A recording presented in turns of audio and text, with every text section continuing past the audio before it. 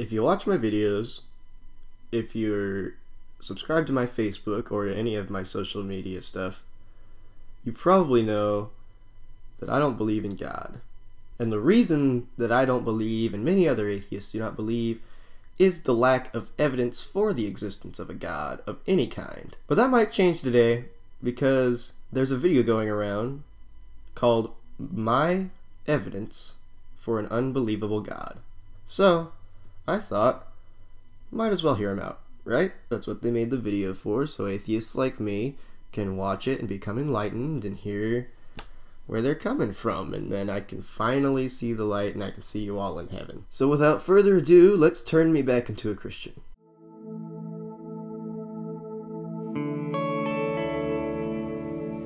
So there's an interesting story about two evangelists, Billy Graham and Charles Templeton. Both men were gifted speakers and drew crowds in the thousands to their meetings. In fact, Charles Templeton had 91,000 people come out to hear him speak. But in 1948, both men were faced with different philosophical criticisms regarding the Bible, and Billy Graham responded after much prayer and said, "I don't know how to answer all the questions that the critics are asking me, but I'm going to choose to allow faith to go beyond my doubts, and I'm simply going to believe." Templeton, faced with these same questions, enrolled at Princeton Theological Seminary, and less than a decade later declared himself an agnostic. In 1996, he wrote his memoir called Farewell to God: My Reasons for Rejecting the Christian Faith. Okay, two evangelist believers, both have, looks like their own church. They got their own thing going. They're doing even better than the rock and roll reverend. And eventually there's a discrepancy in the Bible, looks like in the book of Genesis, that caused some controversy and started having people ask them questions. How dare they ask questions? That is not how we work around here. When questioned about the Bible, one of these men shut his ears, shut his eyes, and shut his mouth and said, just pray about it, and maybe someday God will show himself to you. And the other man went to college, checked the facts out, and came to a conclusion that he didn't believe in God. Later in his 80s, in an interview about Jesus, Templeton responded and said he was the greatest human being who ever lived. As his voice began to shake and tears filled his eyes, he said, "I miss him." Well, I'll be the first to admit that I as well miss Jesus. You know, back when I was a believer, I missed being able to say some shit without having to back it up. I miss being able to steal some shit and pray about it and be alright. I miss being able to act like I had life figured out. But that's not the reality of shit. I think this story holds significant weight for me as a Christian because it addresses something at our core that I think, if we're honest, most of us are really intimidated by, and that's belief. I have proclaimed thousands of times now on social media and other places that if I'm wrong, prove me wrong. If you have this overwhelming substantial evidence for a God, give it to me. I would want to know, but nobody has been able to step up to the plate.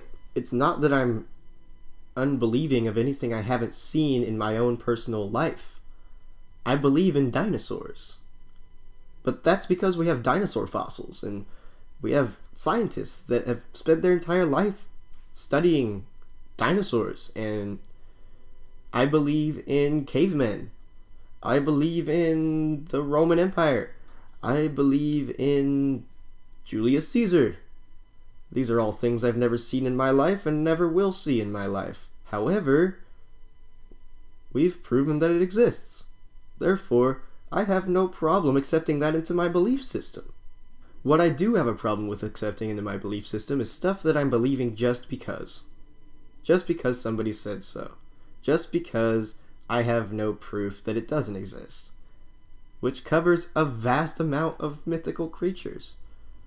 I mean, we got unicorns, we've got trolls, we've got snow giants. None of those have proof for their non-existence, so how can you say that that stuff doesn't exist? Furthermore, you're a Christian. How can you say that Allah doesn't exist? You know, we admire the faith of individuals and overcoming impossible odds and circumstances, but when it comes to our own lives, we're often quick to dismiss belief in something greater than ourselves as just not being realistic. That's just because it ain't goddamn realistic. I mean, we feel foolish. How can I give an answer for faith in a God who is invisible from my sight? But yet when you look at the complexity and the beauty of life, it seems that there's nothing but fingerprints of design in every aspect of the world that we live in. How about science? Nobody's saying you can't believe in something that's bigger than you. The Earth is bigger than us. The sky is bigger than us. The sun is fucking bigger than us. And I believe in all three of these goddamn things. And the process of which all this stuff comes about is way more amazing than your God ever is described to be.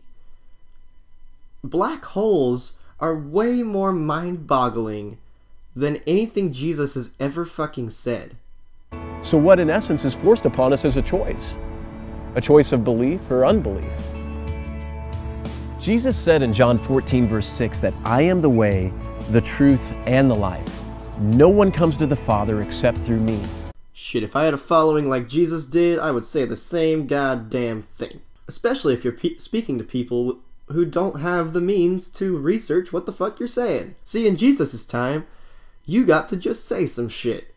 And they had to go off of their limited knowledge to discern whether or not you were telling a lie.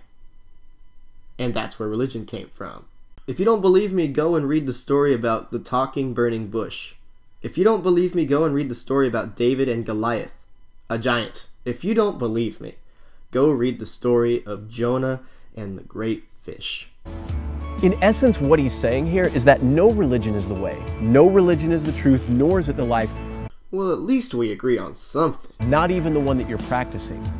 What gets you to God is not religion. It's a relationship with Jesus. Religion is helpful only to the extent that it serves this higher purpose. Hello there, children. Chef, what would a priest want to stick up my butt? Goodbye. The way, the truth, and the life has never been about Christianity, about right and wrong, following all the rules, or even morality. Except for it really is. It's just that you spring that shit upon us once we start believing in Jesus. It's always been and will always be about simply knowing Jesus. I love what Charles Spurgeon once said in that we will never find happiness by looking at our prayers, our doings, or our feelings. It is who Jesus is, not who we are, that gives rest to the soul. I think back to 9/11 when churches across the country were packed with people seeking God in the face of tragedy. And we do this. We often turn to God when we feel like He is our last hope. But what ends up happening is we hoist our prayers towards heaven as if we were picking a lottery ticket. Hoping God hears us, hoping that we get an answer. When the fact is that God told us He would never leave us or forsake us. He's been there with you the entire time with arms wide open. If God has been here the whole time, that means that He is responsible for every single time a child has starved to death. Not to mention every single natural disaster in the history of history. The Bible says you will seek me and find me when you seek me with all your heart. He's calling you. It's His presence. The furiousness of His love towards you. His one desire is a relationship with you. Unless you happen to be gay.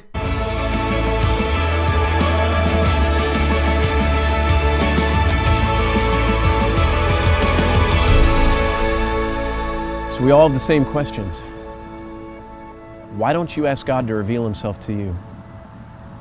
And He will. You know what? I think he's right. I haven't attempted to ask God to come into my own heart. So here I go, in front of all you viewers, all 5 of you. Let's make the rock and roll reverend holy again. Dear Lord, if you're out there, please send me a harmless sign of your presence.